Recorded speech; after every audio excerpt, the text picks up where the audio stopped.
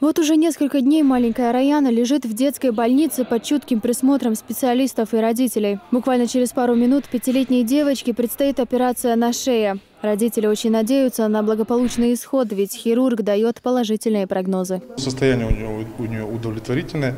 В принципе, ребеночек здоровый, просто у нее врожденная патология в виде мышечной кривошеи.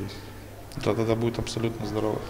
Раяна в семье младшая дочь. Помимо нее у родителей 4 детей. По словам Аслана Баматгиреева, накануне ему пришлось пережить потерю отца, и предстоящая операция дочери его совсем сломила. Девочка страдает врожденным пороком сердца и правосторонним шейным сколиозом. После долгих лет лечения врачи утверждают, что она идет на поправку, однако от сколиоза так просто не избавиться.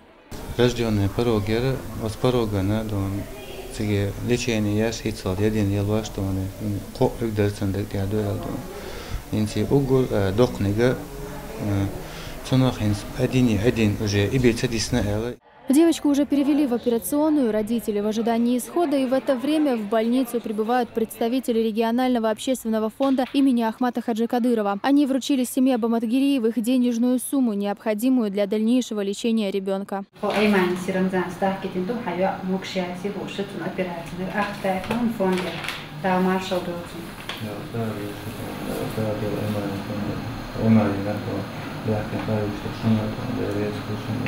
Однако одной операцией лечение не ограничится. В будущем девочке нужно постоянно проходить обследование и следить за состоянием здоровья. Луиза Хатуева, Халид Маусаев. Новости.